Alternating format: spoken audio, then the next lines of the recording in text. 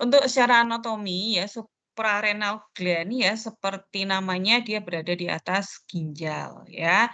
Kecil sekali sebenarnya, di ginjal terus kemudian di atasnya seperti ada bangunan seperti segitiga gitu, kecil ya. Kalau mungkin di anatomi kalian sudah pernah lihat. Nah, di situ ternyata dia adalah salah satu organ, endokrin yang cukup banyak fungsinya ya, walaupun kecil. Dia terbagi menjadi 3, 3 bangunan ya, tetapi yang, paling luar tidak ada fungsinya, dia hanya sebagai pelindung yaitu kapsul. Kemudian bangunan yang kedua adalah kortek dan yang ketiga adalah medula. Nah, di bagian kortek inilah yang banyak sekali hormon yang sangat, banyak peranan dalam tubuh kita ya, walaupun nanti medula juga iya. Oke, di sini hormon untuk, di kortek ini kita punya 3, zona ya, di mana masing-masing zona itu mengeluarkan, hormonnya masing-masing. Yang pertama adalah zona glomerulosa ya, yang paling depan itu, yang paling depan dia mengeluarkan hormon mineralokortikoid atau aldosteron, sama aja ya, sekitar 100 sampai 150 gram per hari. Kemudian, hormon yang kedua zona yang kedua adalah zona fasciculata. Zona fasciculata ini mengeluarkan hormon glukokortikoid atau kortisol. Jadi ada nama lainnya ya, Dek, ya. Mineral kortikoid itu sama dengan aldosteron, glukokortikoid itu sama dengan kortisol. Kemudian, zona retikularis di sini dia mengeluarkan hormon adrenal androgen ya, seperti estrogen dan, androgen pada pria. Kemudian oke, ya. Kemudian yang ketiga adalah bangunan yang ketiga adalah medula ya. Di sini medula itu dia akan mengeluarkan hormon kayak norepinefrin, epinefrin ya, bioaktif amin dan katekolamin. Mungkin sudah ini ya, sudah dengar ya, pernah dengar tentang norepinefrin mungkin di blog-blog sebelumnya. Ya, oke. Nah, kemudian, kita akan bahas satu persatu ya, hormon dari kortek adrenal ya. Kortek adrenal tadi kita punya 3 ya, dari 3 zona yaitu glukokortikoid atau kortisol, kemudian mineralokortikoid ya dari aldosteron dan adrenal androgen ya. Ya. Nah, mereka punya peran masing-masing ya. Di sini mungkin adalah sudah garis besar secara umum ya. Kalau untuk adrenal kortek, ya adrenal kortek di sini kita punya ada, kortisol dan androgen ya, di mana untuk androgen ini dia akan, banyak berperan pada pertumbuhan rambut ya, jadi seperti, eee, apa namanya itu kemarin ya, ciri kelamin sekunder ya. Nah, terus kemudian libido ya, terutama pada perempuan. Terus kemudian untuk kortisol di sini ya, dia nanti diatur oleh ACTH di hypothalamic hypophysis adrenal axis ya. Nah, di ACTH dia akan, membuat, rangsangan ya, stimulasi positif pada androgen dan kortisol.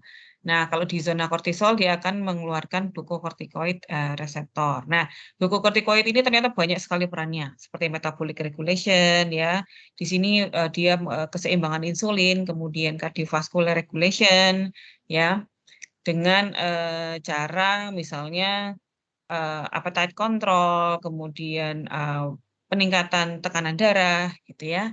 Nah, terus kemudian di adrenal cortex atau zona glomerulosa dia akan, masuk kepada, sirkulasi aldosteron ya. Nah, RAA system ya, mungkin kalau kalian sudah pernah mendengar renin angiotensin aldosteron system ya. Dia punya RAA aksesnya dari angiotensinogen ya menjadi renin, ya renin akan diubah menjadi angiotensin 1. Nah, angiotensin 1 oleh S akan diubah menjadi angiotensin 2, di mana pada, zona korteks, zona glomerulosa akan diubah menjadi aldosteron. Nah, aldosteron ini fungsinya nanti untuk apa? Ya, dia meningkatkan, tekanan darah dengan membantu retensi natrium dan membantu mengeluarkan kalium.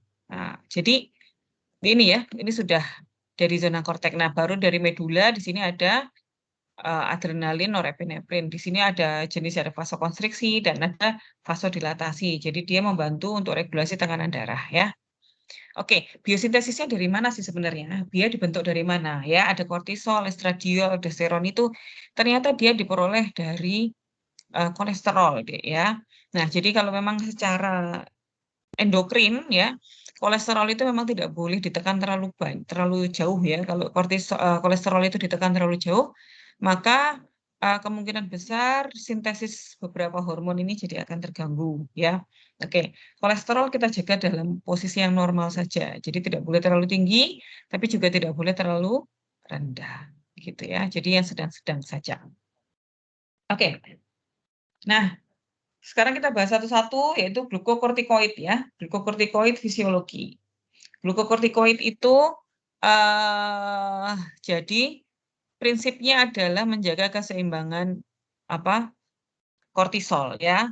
Kortisol ini penting karena fungsinya adalah menjaga tekanan darah dan fungsi kardiovaskuler. Kemudian yang kedua, dia juga melambatkan ya, jadi menahan sistem imun ya, sehingga menurunkan respon inflamasi. Ya, kenapa butuh seperti ini ya, misalnya pada pasien-pasien yang dengan sepsis berat ya, itu, kalau tidak ditekan oleh glukokortikoid dia tidak akan, gejalanya tidak akan pernah membaik ya. Nah, glukokortikoid ini kemudian banyak kita gunakan untuk pasien-pasien yang memerlukan, eee, zat untuk menekan sistem imun ya. Kemudian dia ya, menyeimbangkan efek dari insulin yang bisa memecah gula menjadi energi. Oke. Jadi kalau tadinya insulinnya terlalu banyak efeknya, maka glukokortikoid ini akan ya, akan menyeimbangkan. Dan, regulasi metabolisme protein, karbohidrat, dan juga lemak. Kemudian, nah ini yang sangat penting ya, juga dia mempertahankan, apa ya, mmm, orang itu bisa terasa seger gitu ya, sense of well-being. Jadi kalau kita bangun pagi itu terasa segar dan tidak mengantuk lagi, ya itu karena efek dari kortisol, ya. Makanya kortisol itu paling tinggi pada saat pagi hari, karena dia, ada namanya circadian rhythm dari ACTH, ya. Ya, dia paling tinggi pada saat pagi hari. Nah, ini kalau, eee, mekanisme keseimbangan dari hormon, apa namanya, kortisol ya. Jadi mulai dari circadian regulasi ya, circadian regulation itu artinya dia punya waktu-waktu tertentu untuk tinggi dan waktu tertentu untuk rendah. Jadi dia sudah ada polanya. Oke. Nah, ini ya, jadi tadi dari, corticotropin releasing hormone turun ke hipofisis ya, kemudian ACTH ke adrenal hingga menghasilkan kortisol. Kalau kortisol ini sudah tinggi, maka dia akan ada feedback negatif ke ACTH dan CRH ya, sehingga dia stop stop, sudah cukup banyak. Nah, kortisol ini bisa meningkat juga selain dari circadian regulation, dia juga bisa dari stresor. Contohnya seperti hipoglikemik, hipotensi, ya ada pembedahan, inflamasi, demam gitu ya. Dia akan, apa namanya, akan ada stimulasi untuk kortisol ini akan meningkat. Ya, oke.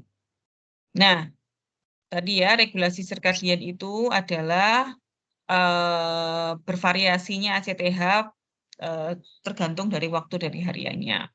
Nah, ACTH ini meningkat tepat pada saat kita bangun pagi dan akan turun pada saat kita, sangat turun pada saat waktunya kita istirahat, ya. Makanya kalau pagi-pagi itu seharusnya seger ya, apalagi kalau malam kita tetap dan malam kita sudah merasa sangat mengantuk dan sudah sangat capek, karena kortisol ini sudah sangat menurun, ya. Oke, dan, irama sirkadian ini juga nanti yang akan berperan pada jet lag ya, misalnya pada orang-orang yang berpindah waktu, zona waktunya. Itu karena masalah hormon ini ya. Oke. Nah, efek dari glukokortikoid ini, kita bisa lihat ya dari berbagai macam organ dia akan punya efek masing-masing ya. Bisa dibaca sendiri contohnya di sini liver ya. Di liver karena dia sifatnya adalah membongkar, maka dia meningkatkan gluconeogenesis, terus kemudian meningkatkan glikogen sintesis dan meningkatkan glukosa 6 fosfatase activity dan meningkatkan kadar gula darah. Ya, seperti itu. Kemudian ini saya ambil contoh-contohnya aja ya. Kemudian eh, di kardiovaskuler contohnya ya, di kardiovaskuler dia akan meningkatkan cardiac output dan meningkatkan peripheral vascular tone. Ya, pada intinya dia bisa apa ya namanya ya bersifat positif ya biasanya adalah di glukokortikoid ini kecuali pada antiinflamatori ya. Oke, di sini dia justru menekan inflamasi. Oke.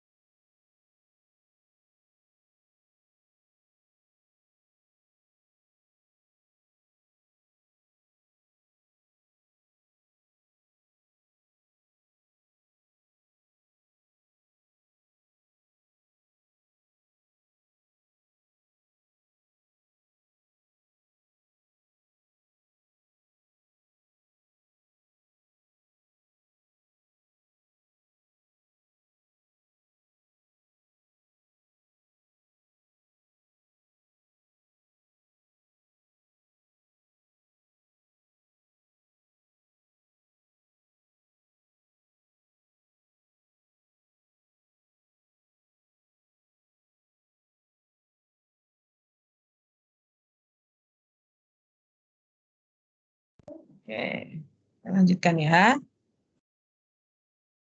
Nah, karena glukokortikoid itu punya antiinflamasi, maka glukokortikoid ini sudah dibuat ya, dibuat sintetisnya sebagai obat-obat antiinflamasi ya. Seperti kalian pernah tahu, mungkin pernah dengar tentang steroid ya. Nah, steroid ini dibuat dari glukokortikoid ini ya. Nah, tetapi karena ini juga obatnya bersifat hormonal, ya sifatnya adalah hormonal, sehingga dia pasti punya side effect. Nah, side effect-nya itu karena dia punya feedback positif dan punya feedback negatif. Nah, karena banyaknya efek apa ya ketidakseimbangan yang ditimbulkan, maka glukokortikoid ini harusnya digunakan pada minimum effective dose ya dan pada waktu tersingkat. Jadi tidak boleh digunakan dalam waktu lama dan dalam jumlah yang besar karena bisa mengganggu keseimbangan dari hormon glukokortikoid itu gitu ya. Nah, oke ya. Enough untuk glukokortikoid, kita masuk ke mineralokortikoid, fisiologi. Nah, kalau apa namanya tadi adalah kortisol, kalau sekarang mineralokortikoid itu namakan aldosteron. Nah, kontrol aldosteron ini terutama adalah mengatur regulasi kalium di extracellular fluid ya dan mengatur regulasi dari angiotensin 2. Nah, target dari aldosteron ini ya terutama pada distal tubulus dari ginjal. Oke ya, distal tubulus distal dari ginjal ya. Kalau kemarin kalian sudah masuk ke blok urinaria ya. Oke. Dia juga bisa menstimulasi pertukaran natrium dan kalium sehingga kaliumnya akan lebih banyak dibuang dan natriumnya akan banyak masuk. Ya. Nah, ini sebenarnya adalah renin-angiotensin-aldosteron system ya. RAA system ini ya sebenarnya adalah kalau boleh ya kalian punya apa namanya di print ya dibawa terus sampai kalian puas ini sangat penting ya karena dengan pengetahuan tentang angiotensin ini banyak sekali ya regulasi tekanan darah kemudian regulasi apa namanya obat-obat untuk penekan tekanan darah, obat-obatan diuretik, ini semuanya efeknya itu dari sini semua. Jadi kalian tahu, oh ini obatnya efeknya ke sini, gitu ya. Itu karena dari bagian ini, gitu. Nah, renin-angiotensin-aldosteron sistem itu, ya kita lihat di sini ya. Nah, renin ini adalah diproduksi oleh ginjal. Kita lihat di sini ya. Renin diproduksi oleh ginjal, ya. Sedangkan aldosteron ini diproduksi oleh suprarenal, kelenjar suprarenalis ya. Nah, angiotensinogen diproduksi oleh liver. Nah, angiotensinogen ini oleh renin akan diubah menjadi angiotensin 1.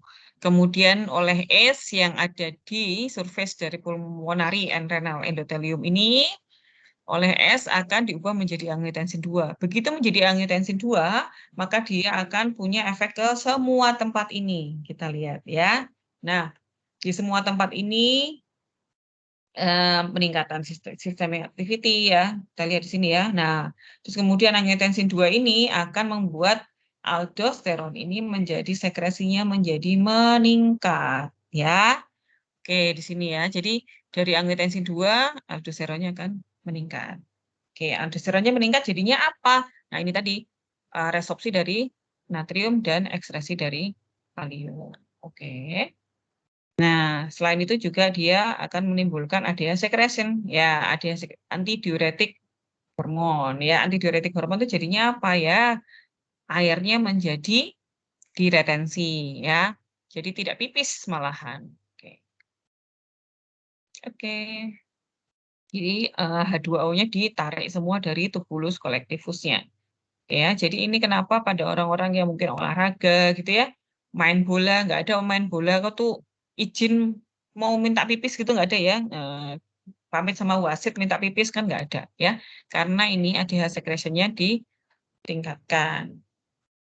Oke, tadi kita sudah tahu fisiologinya, jadi kita akan masuk ke patologinya, ya. Di sini kita punya adrenocortical disease, jadi yang mempengaruhi korteks adrenal. Nah, kalau ada, penyakit di adrenal cortex, ya walaupun sebenarnya jarang ya, jarang tetapi kalau ada kita harus bisa mengenali, gitu. Kalau misalnya ada, ada penyakit di korteks adrenal sedangkan tadi fungsinya sebegitu banyaknya ya, kalian bisa bayangkan kalau ini tidak di terapi dengan baik, maka jelas dia akan menimbulkan morbiditas dan mortalitas ya, bahkan bisa meninggal ya. Kalau hipokalemi berat misalnya, ya, dia bisa terjadi atrial fibrilasi sampai jantungnya dia akan berhenti, ada cardiac arrest ya. Nah, kelainannya bisa dua ya, bisa ekses atau defisiensi ya, sama kayak di hormon-hormon lainnya. Ya, bisa kelebihan atau bisa kekurangan. Nah, untuk adenocortical disease itu untuk berlebihan ya, kalau misalnya terlalu banyak kortisol yang ada di dalam tubuh, maka dia akan merespon dengan yang namanya timbul gejala Cushing syndrome ya, atau pseudo Cushing syndrome. Apa bedanya nanti kita lihat ya. Kemudian atau sebenarnya ada tetapi dia resisten, jadi tidak bisa berefek dengan baik ya, kita namakan glucocorticoid resistant sama dengan insulin resistance.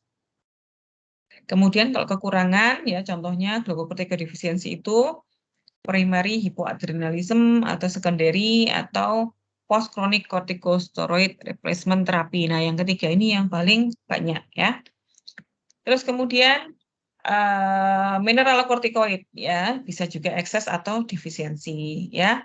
Kalau yang defisiensi itu bisa dari defek sintesis aldosteron atau bukan sintesisnya tapi aksinya ya yang terdefek, atau masalahnya di hiporenik hipoaldosteronism ini sindrom ya. Kemudian ada adrenal incidentaloma, adenoma dan karsinoma. Ya, jadi ada masalah di kanker ya. Jadi ada oke. Nah, atau bisa juga congenital adrenal hyperplasia. Oke. Ini hanya sebagai ini ya, pengetahuan. Nah, klasifikasi dari Cushing syndrome ya. Cushing syndrome itu tadi adalah ekses ya, ekses dari glukokortikoid atau kortisol. Nah, ini tergantung ya, bisa dari ACTH dependent atau ACTH independent ya. Oke, ACTH dependent ya itu berarti masalahnya ada di ACTH-nya. Oke, jadi bukan masalahnya bukan di, adrenal sebenarnya, permasalahannya ada di tingkat yang lebih tinggi. Jadi kaptennya lagi yang salah, ya. Nah, itu yang kita namakan dengan casing disease, karena masalahnya ada di atas, ya, casing disease.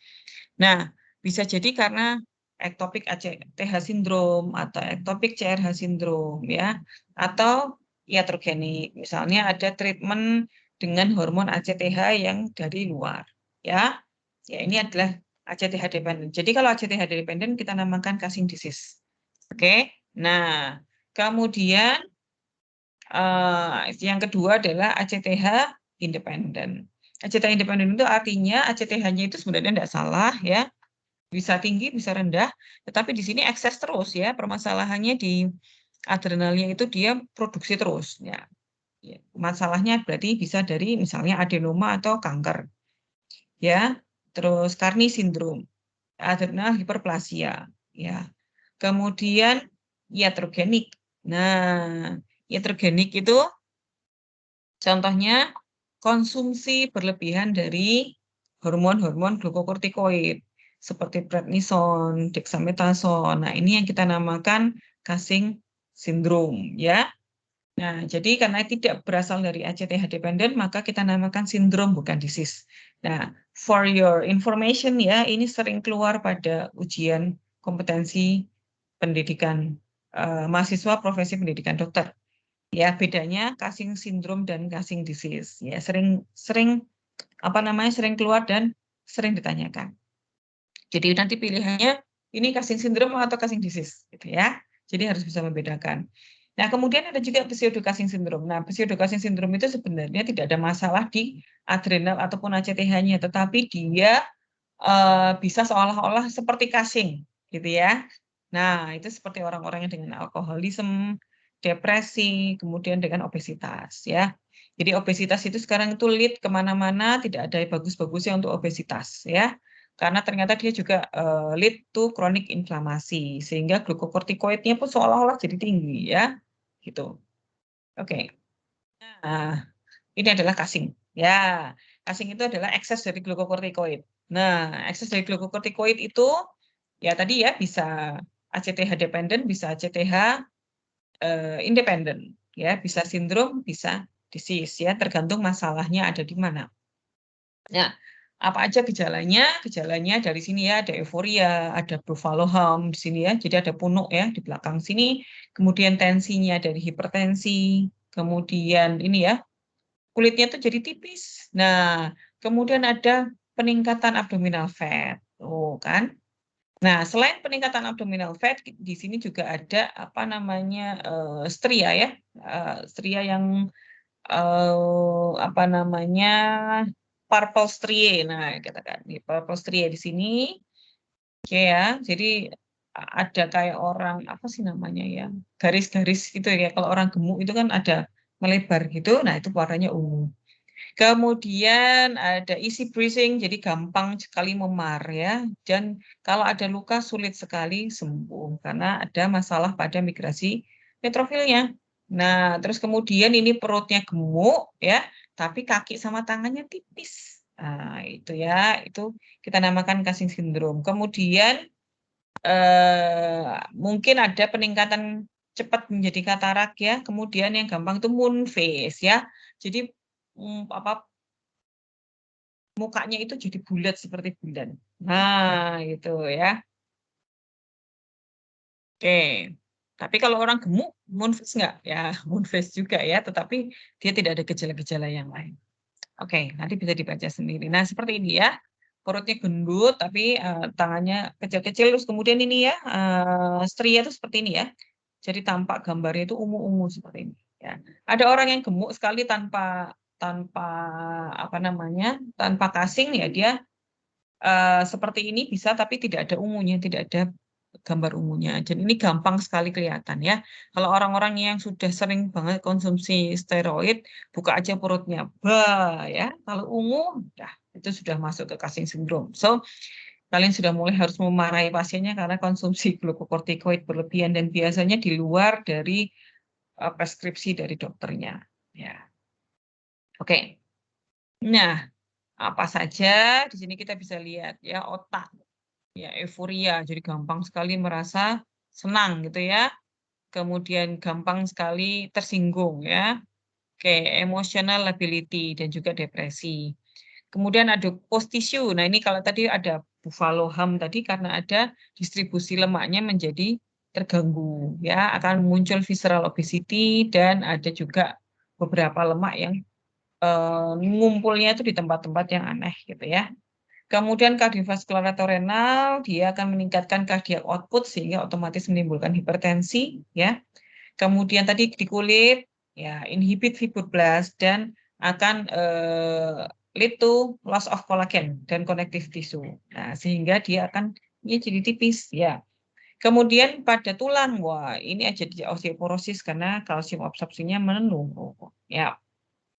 Kalau di liver, dia akan meningkatkan glycogen deposition dan increase gluconeogenesis, sehingga akan terjadi fatty liver, akan gampang sekali jadi fatty liver. Kemudian muscle and fat, ya, sehingga apa namanya, menghalangi glukosa uptake dan utilization, dan meningkatkan lipolisis menjadi FFA. Oke, sehingga akan meningkatkan kadar kolesterol. Ya, oke. Jadi nggak ada bagus-bagusnya di sini ya. Nah,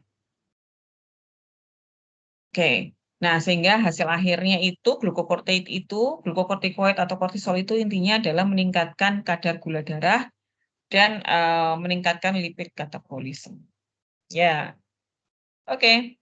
Nah, sekarang di sini kita lihat ya, caranya kita mengetahui apakah dia ini misalnya hiperkortisol atau tidak ya. Pada jam 8 itu kortisol itu kan seharusnya tinggi-tingginya ya. Oke. Nah, kalau kita berikan tes dexamethasone tes pada malam hari, ya kita lihat harus dites malam, dites urinnya dicek ya. Harusnya kalau kita kasih supresi dexamethasone pada malam hari, seharusnya pada pagi hari dia turun kadarnya, ya kan? Nggak jadi naik. Nah, ini berarti dia bukan Cushing syndrome. Tapi kalau sudah dikasih supresi dexamethasone kok dia masih tinggi, ya berarti coba dicek masalahnya tingginya ini mana. Cek dulu ACTH-nya ya. Kalau ACTH kalau kortisolnya itu ternyata lebih dari 15 tapi ACTH-nya rendah, ya berarti dia tidak masalah dengan ACTH-nya. Jadi non ACTH dependent. Ya, bukan masalah ACTH. Jadi kemungkinan bisa di Cushing syndrome, ya. Terus kemudian kalau kortisolnya tinggi, tapi ACTH-nya tinggi, nah ini karena masalahnya pasti di ACTH-nya.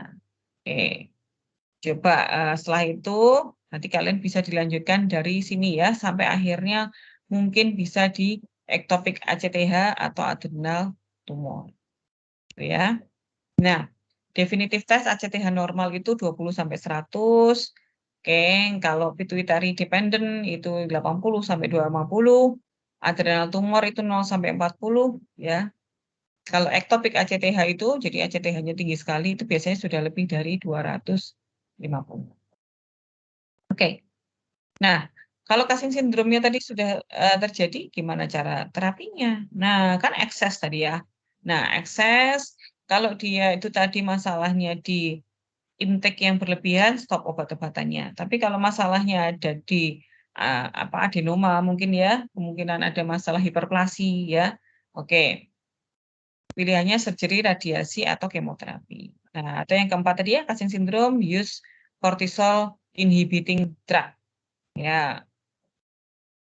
Nah, eh kalau ini masalah tadi ya, long term use of glucocorticoid ini harus diturunkan perlahan. Kenapa? Karena kita harus membantu mensimulasi untuk adrenal itu memproduksi kembali glukokortikoidnya. Kalau kalau langsung dilepas, maka akan terjadi karena yang tadinya dia sudah tidur-tidur tiba-tiba dilepas, ya dia untuk bangunnya itu akan lama. Kalau bangunnya lama, maka akan terjadi withdrawal yang cukup signifikan. Oke. Nah, sekarang kita masuk ke insufisiensi. Ya, insufisiensi itu ada yang namanya Addison disease. Addison disease itu primary adrenocortical adrenocortical insufficiency, ya. Nah, Addison ini akan muncul saat keseluruhan ya, the adrenal glands tidak memproduksi sama sekali hormon kortisol dan juga hormon aldosteron. Jadi masalahnya ada di dua-duanya, ya. Nah, biasanya karena ada disrupsi dari adrenal cortex.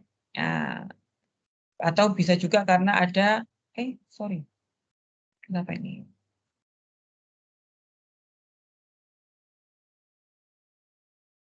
Oke. Karena ada masalah di kelenjar adrenalnya, gitu ya.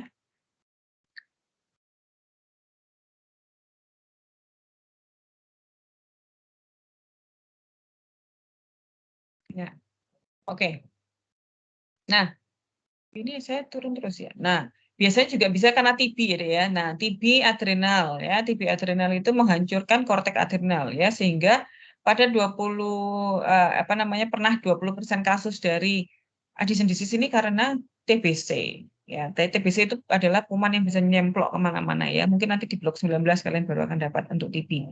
Nah, sehingga kalau TB ini nemplok di kelenjar adrenal, maka dia bisa menyebabkan kerusakan keseluruhan korteks. Jadi kalau keseluruhan korteks berarti dari baik eh, hormon kortisol dan aldosteron itu juga kena semua. Ya. Jadi, jadi bisa ini sebenarnya bisa dengan semua ya, bisa di logika semua. Yang tadinya ada jadi nggak ada gitu ya.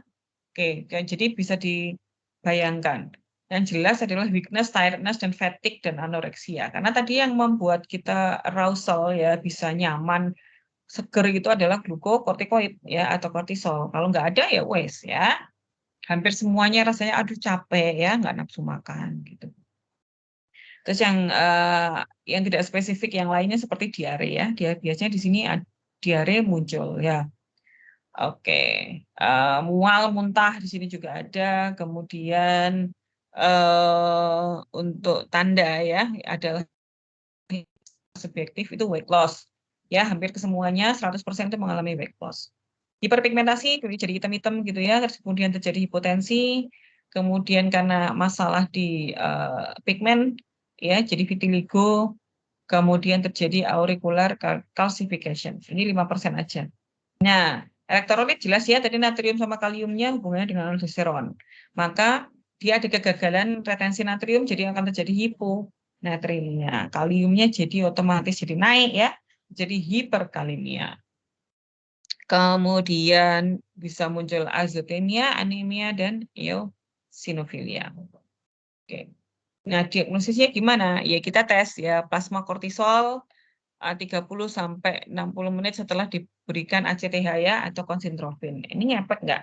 Kalau tetap ada di bawah normal, ya maka bisa kita cek lagi. ACTH-nya sudah tinggi, tetapi kok tetap rendah, berarti dia masalahnya ada di adrenal. Jadi primary adrenal insufficiency. Tapi kalau ternyata sudah dikasih CRH kok masih tetap ACTH-nya tidak normal atau low gitu ya, maka dia sekunder adrenal insufficiency ya permasalahannya. Jadi masalahnya bukan di adrenalnya. Nah, bisa juga dicek dengan insulin stress test yang mengindus hipoglikemia. Nah, seharusnya kalau dikasih insulin itu terjadi hipoglikemia, maka glukokortikoidnya itu akan melawan. Jadi harusnya dia akan naik, harusnya kortisolnya akan naik. Tetapi kalau di kortisolnya dikasih insulin ternyata hormon kortisolnya tidak naik, nah, pasti ada masalah di HPA aksesnya. Oke ya, seperti ini. Oke, ini hubungannya dengan insulin kemarin ya. Ya, harusnya sudah dijelaskan pada saat menjelaskan tentang diabetes. Jadi ternyata insulin dan glukokortikoid adalah dua hormon yang saling bertolak belakang. Ya, jadi mereka saling melemahkan satu sama lain. Oke. Nah, ini ya Addison disease ya, Dek, ya. Jadi kulitnya menjadi lebih hitam-hitam. Kalau tadi ekses jadi ungu ya. Kalau ini jadi hitam karena masalahnya pada pigmen ya. Biasanya terkonsentrasi pada Palmer screen, nail, ya kuku dan juga gusi. Itu kelihatan sekali ada hitam-hitamnya. Oke. Ini adalah pasien dengan pulmonari TB ya, tetapi ternyata TB-nya turun ke adrenal.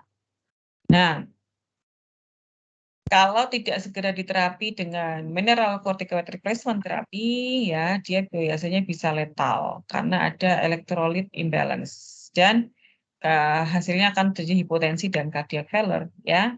Oke.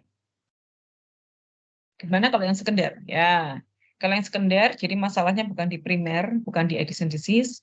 Kalau memang masalahnya di ACTH defisiensi, ya, misalnya eh, karena ada masalah di penggunaan glukokortikoid yang tadi berlebihan ya, sehingga ACTH-nya jadi males. Udahlah, kamu udah tinggi gitu ya, aku ngapain apa ngasih stimulasi lagi, kalian sudah cukup gitu ya.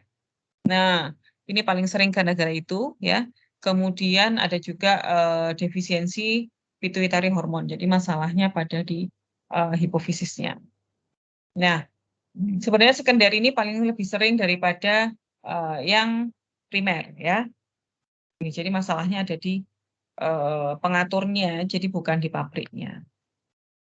Nah, kalau seseorang itu diberikan glukokortikoid hormon yang cukup lama, ya, jadi kortisolnya ini dikasih terus, ya, ini akan ada feedback negatif ya, kita lihat di sini ya, ada feedback negatif terus di sini, sehingga eh, apa namanya akan ACTH sama CRH ini apa namanya ya, akan jadi malas, jadi rendah sekali hormonnya itu ya, ACTH atau CRH ini akan apa namanya kadarnya sangat sangat rendah ya karena udah males gitu.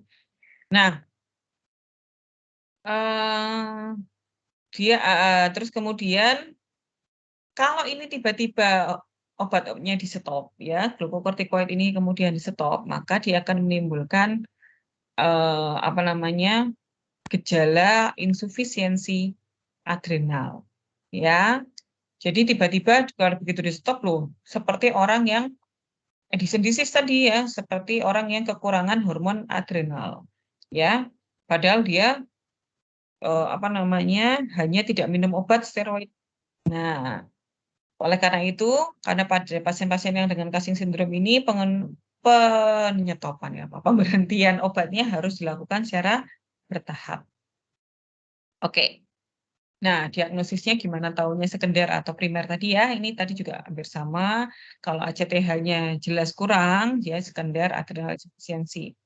Ya, oke. Nah, kalau masalahnya di sekunder adrenal insufficiency, kita juga bisa mencari bahkan sampai ke otak ya. Ada pada masalah nggak di hormon pituitari ya hipofisis atau di eh, hipotalamus. Oke. Nah, ini ya yang saya tadi ceritakan ya. Akut adrenocortical insufficiency. Akut ini terjadi pada saat tiba-tiba itu orang tuh seperti kekurangan hormon kortisol. Ya, jadi sebenarnya hormon bisa terjadi karena misalnya nomor satu ya, chronic adrenal insufficiency itu biasanya dipicu oleh sepsis atau surgical stress ya. Jadi terjadi insufisiensi adrenal ya, seolah-olah itu jadi tensi menurun ya, kemudian kadar gulanya itu jadi menurun ya. Pada orang-orang yang memang stres ya, seharusnya dia butuh kortisol lebih lebih tinggi, tetapi dia tidak bisa mencapai lebih tinggi. Nah, biasanya karena ada sepsis atau surgical stress. Ya, oleh karena itu orang-orang seperti ini biasanya pada orang-orang yang sepsis maka juga akan diberikan hormon-hormon diberikan kortisol. Nah, bisa juga misalnya terjadi karena destruksi langsung dari kedua adrenal karena perdarahan, ya, atau ada masalah di coagulation disorder, dan juga rapid withdrawal of steroid, ya, bisa terjadi karena itu. Nah, oke, sekarang kita masuk ke aldosteronisme, ya. Aldosteronisme itu berarti ekses, ya, atau hipersekresi dari mineral kortikoid aldosteron. Nah, aldosteronisme primer itu karena masalahnya di adrenal gland-nya sendiri, sedangkan kalau sekunder masalahnya di ekstra adrenal. Oke, yang primer berarti masalahnya ada di eh, apa namanya di adrenalnya itu sendiri ya. Nah, bisa karena apa atau konsindrom bilateral hiperplasia ya adrenal carcinoma. Kemudian juga efeknya bukan efeknya, gejala-gejalanya kalau aldosteron tadi kan masalahnya di tekanan darah ya. Jadi bisa terjadi hipertensi, alkalosis dan hipokalemia dan hipomagnesemia. Nah, sebenarnya primary aldosteronism itu terjadi pada pasien-pasien yang mungkin hipertensi ya. Pada paling banyak itu 12% kasus ya. Tapi juga mungkin kalau sekarang jarang ya kita cek untuk aldosteron kecuali memang selain hipertensi dia juga punya hipokalemia atau hipomagnesemia. Maka bisa kita cek di aldosteronnya. Nah, ini ya. Jadi hipertensi, orang-orang yang hipertensi kita lihat serum kaliumnya. Apakah kaliumnya itu lebih dari 3,6 atau kurang dari 3,6? Ya, kalau serum kaliumnya itu tinggi, oke, maka kemungkinan masalahnya bukan di aldosteron atau normal ya. Normal kalium itu lebih dari 3,5. Tapi kalau hipokalemi ya, hipertensi tapi kok hipokalemi. Nah, kita lihat apakah kurang sampai kurang dari 1. Kita lihat di urin 24 jam. Kita lihat kaliumnya dan aldosteronnya. Kalau aldosteronnya tinggi dan kaliumnya urinnya ternyata dibuang banyak ya kan, dibuang banyak dan aldosteronnya tinggi, maka kita perlu ngecek di adrenal CT scan ya, apakah ada adenoma di adrenal atau tidak. Nah, kalau ada adenoma maka adrenalektomi adalah efek terapinya karena harus dibuang adrenalnya. Nah, ini ya. Jadi kortikal adenoma adrenal ya. Normal adrenalnya di sini di sini adrenalnya di sini tapi adenomanya sebesar ini. Ya, kecil ya, tetapi dia ada adenoma sebesar ini sehingga dia bisa mengeluarkan hormon ekses dari mineralokortikoid. Oke, treatmentnya jelas ya. Di-remove ya. Dengan adrenal hiperplasia kalau misalnya dipertahankan akan tetap hipertensi ya walaupun dilakukan bilateral adrenalektomi. Sehingga pada pasien-pasien yang adrenal hiperplasia ya tidak disarankan untuk di surgery ya. Oke, dan diberikan terapi spironolakton saja atau aldosteron antagonis. Sedangkan kalau adenoma ya kita ambil. Oke. Nah, sekarang sekunder ya.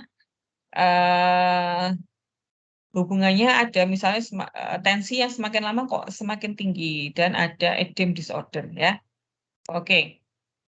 Dan ini permasalahannya adalah overproduksi dari renin atau primary reninism ya.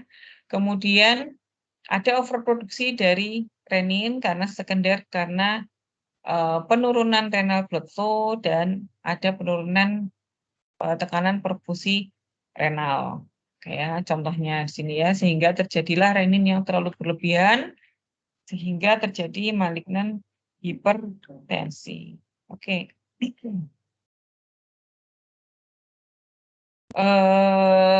Oke ya, nah pada pasien-pasien dengan sirosis dan nefrotik sindrom itu terjadi sekresi aldosteron yang berlebihan. Sehingga pada pasien-pasien dengan nefrotik sindrom dan sirosis bisa kita berikan spironolakton juga. Pada pasien-pasien CHF juga ya terjadi sekresi aldosteron yang meningkat ya. Karena badan itu melihat kok hipovolemia padahal masalahnya bukan di situ ya. Hipovolemia itu di pembuluh darah tetapi kalau di perifer ya banyak ya. Oke. Nah, ini juga sama ya, sudah sama yang sudah kita jelaskan tadi. Oke. Nah, sekarang ya hormon dari adrenal medula. Ya, sekarang ya masuk ke medula adrenal. Medula di sini mengeluarkan 2 hormon, yaitu epinefrin dan norepinefrin. Ya, dia akan disekresi karena respon sympathetic nerve ya, terutama karena situasi yang stres ya. Jadi situasi yang stres itu bukan hanya stres secara pikiran, tapi juga stres secara fisik. Jadi misalnya ada infeksi ya, kemudian ada hipoksia berat misalnya ya, maka dia akan merespon dengan meningkatkan keluarnya dari epinefrin dan norepinefrin. Kemudian hipersekresi ya biasanya dari tumor ya, sehingga menyebabkan pemanjangan dari respon simpatis. Oke, efeknya apa sih kalau misalnya apa? mmm, kalau misalnya efeknya berlebihan, nah oke, increase rate dan force of contraction of the heart ya, oke. Kemudian konstriksi dari blood vessel ya, itu dari norepinefrin. Kalau epinefrin itu masuk ke jantung ya, norepinefrin masuk ke pembuluh darah. Kemudian juga punya efek dilatasi dari bronkiolus. Makanya kalau pasien-pasien asma itu diterapinya dengan epinefrin ya, karena dia bisa membuka saluran nafas. Dia juga bisa mensimulasi lipolisis di fat cell ya, dan meningkatkan metabolic rate ya. Ini kalau hormon ini cukup tinggi maka bisa membantu diet. Oke ya, tapi tidak menganjurkan karena nanti efeknya akan hipertensi ya. Oke, ini feokromositoma cukup pernah dengar saja ya, Dek, ya. Pernah dengar dan mungkin pernah tahu gitu ya. Karena ini mungkin untuk level of kompetensi kalian mungkin hanya 2, bahkan mungkin 1 ya. Ini adalah medullary tumor ya. Kemudian akibatnya akan meningkatkan katekolamin, epinefrin, dan norepinefrin. Jadi semuanya akan meningkat karena ada tumor di medula adrenal. Oke, pasti pasiennya akan muncul di hipertensif krisis, ya, kemudian bisa kejang-kejang, anxiety attack, kemudian hipertensi yang tidak respon dengan terapi konvensional. Jangan-jangan terjadi feokromositoma. Nah, manifestasi kliniknya ya jelas ya, pasiennya hipertensi dan apa namanya, tidak sulit sekali diturunkan ya. Oke. Paroxysmal episode ya, ya selain hipertensi tadi juga ada severe headache ya, karena masalahnya di epinefrin ya, nyeri kepala, palpitasi, dan diaforesis. Jadi mirip kayak hipertiroid ya, tapi ternyata di sini bisa masalahnya di epinefrinnya. Nah, karena tiroid itu juga dia bisa menimbulkan efek ke simpatetik ya. Nah ini kalau ini langsung simpatetik, nggak perlu pakai tiroidnya. Nah, episode ini bisa muncul harian atau setiap berapa bulan sekali, itu bisa. Nah, lebih dari 90% pasien dengan feokromositoma ini bisa muncul 2 sampai 3 kali gejala dan dengan classical triad itu tadi ya, dengan gejala-gejala yang 3 tadi, headache, palpitation, dan diaphoresis. Oke, hipertensi, episodik, severe, dan headache, dan diaphoresis dan palpitasi untuk mendeteksi feokromositoma ini punya sensitivitas yang cukup tinggi. Jadi bukan hanya di tiroid ya, feokromositoma pun punya gejala ini. Kemudian ada the rule of 10 untuk feokromositoma itu 10% dari ekstraadrenal, 10% bilateral, dan 10% familiar, dan 10% dia malignan. Ya, oke ya. 10% saja. Investigasinya gimana caranya mengetahui? Ya, jelas kita cek kadar epinefrin ya dan norepinefrin. Kemudian CT scan ya kita lihat penyebabnya di adrenal, kita cek apakah ada tumor atau tidak. Nah, ya jadi kita ngecek kadar hormon dan ngecek dari imaging. Ya, treatmentnya tergantung dari penyebabnya tadi. Ya, penyebabnya kalau misalnya tumor ya segera di-remove ya. Kemudian kalau apa, krisis, pas hipertensi ya, bisa dicek bisa diberikan obat-obatan seperti propanolol ya, sodium nitroprusit, fentolamin ya, seperti itu ya. Oke, itu adalah terapinya. Oh, sudah selesai. Oke, terima kasih ya. Cukup banyak untuk apa namanya, untuk materi, adrenal ini ya, cukup, eee ternyata dengan organ yang sangat kecil itu ternyata cukup banyak, masalah yang bisa ditimbulkan karena memang fungsinya itu cukup banyak dan cukup luas. Dan untuk kalian ketahui adrenal dan insulin itu adalah 2 hormon ya, juga tiroid ya. 3 hormon itu kalian, wajib menguasai ya, karena besok sampai akan kalian bawa ilmunya bahkan sampai kalian menjadi seorang dokter.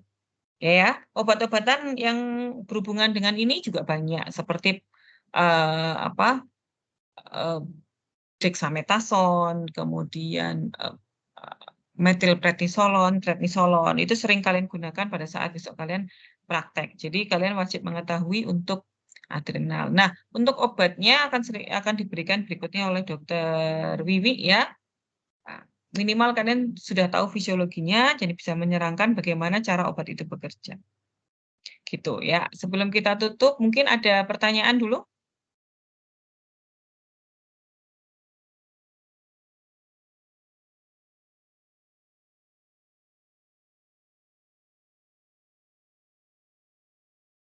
Panjang ya ngomong terus. Oke ya. Saya harapkan kalian sudah paham ya kalau memang nggak ada pertanyaan. Baik, kita akhiri mungkin ya, sudah jam 11:30, kita akhiri pertemuan hari ini dengan membaca hamdalah bersama-sama. Alhamdulillahirabbil alamin. Ya, terima kasih atas perhatiannya. Assalamualaikum warahmatullahi wabarakatuh.